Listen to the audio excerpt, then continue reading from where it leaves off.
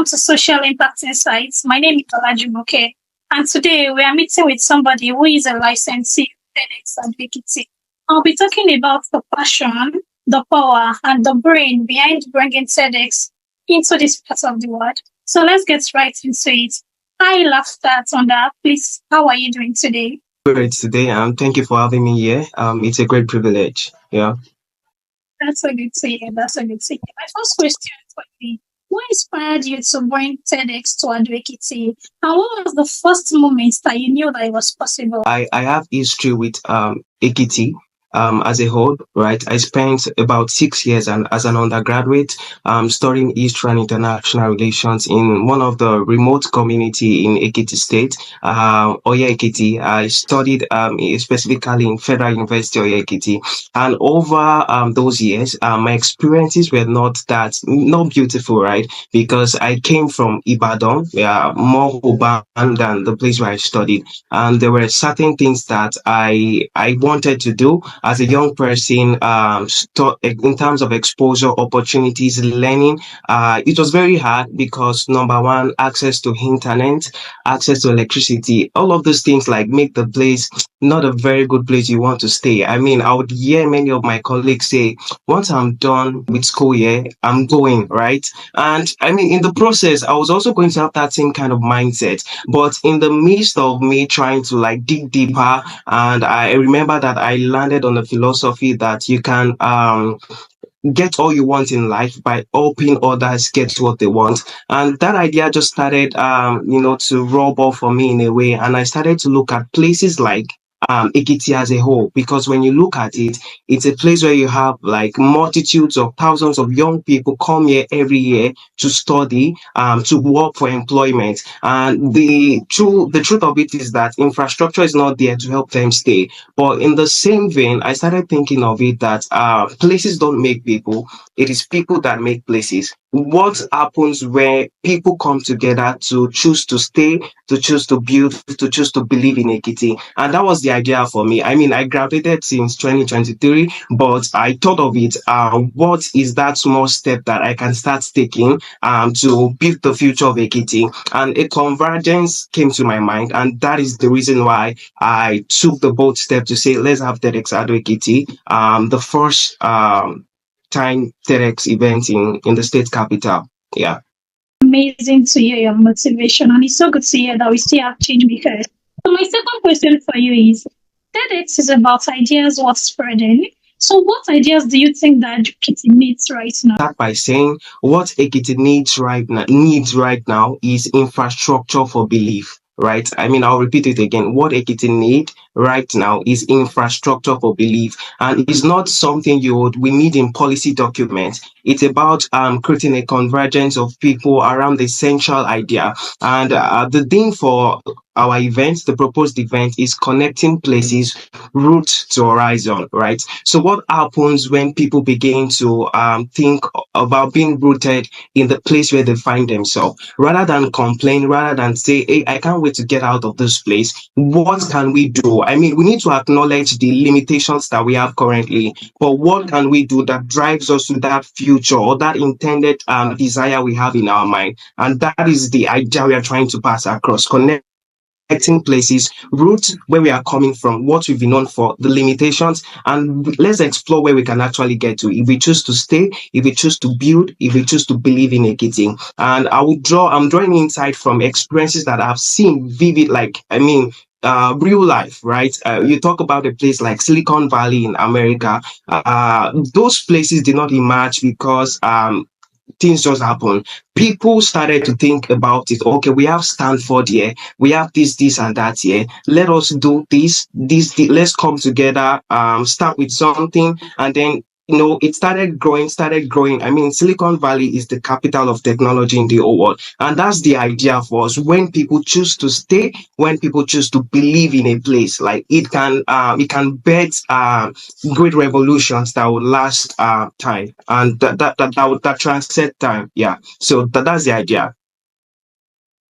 Thank you so much, Laughter. Once again, it's so beautiful to hear you speak for your ideas. So coming next is, when is this event happening and what should people expect? Interesting. Well, the proposed date for the event is September 20th. Yeah, according to what we agreed with Ted, while trying to get the license. And what people should expect is a full day event, right? And we have interesting lineup of speakers on the ground. As I speak now, we have about 60% of our speakers confirmed, and there are people who share the same experiences or who have lived these experiences we want to share with people. People who have done things in places, in overlooked places, in court, right? Places where you would think that, oh, it's not Lagos. How would you do something like this? So those are the kind of speakers we are bringing. Some of them are residing or are doing great stuff in Ekiti, and some of them we've been able to check, across Nigeria. We are bringing such people also to Ekiti, and it will not just be about talk, right? It will also be an opportunity for students, young professionals, people in civil service, young professionals, policymakers to gather together in a room. And you know what that can bring about, right? I spoke about the importance of convergence, right? It's a meeting point, and to collapse anything that looks like silos in Ekiti, people come together with the idea being shared. I mean, when they start making action plans of this is what I want to do as I step back from this event, they can look at someone and say, let's do this together. I mean, fun, networking, talk, ideas, and yeah, that's it majorly. That's really amazing. Thank you so much. I think nobody should miss that event. So coming up next is more like personal question or like as a team. So what is the most fulfilling part for you in curating this event? And also what is the most challenging part? So once you talk about the most fulfilling part, the most challenging part. Thank you so much. So please bye. Wow. I think the most fulfilling part for me is very simple. The idea that the major goal is to put Ekiti on the world map, right? And the fact that I am taking the move together with my partner, who is my co-licensee, Webachile, to take that first bold step and calling people to say, "Oh, come, this is what we are seeing. Let's do it together." I think that's actually bold and that's beautiful. I think I feel fulfilled like taking that step because I mean I could be doing other things.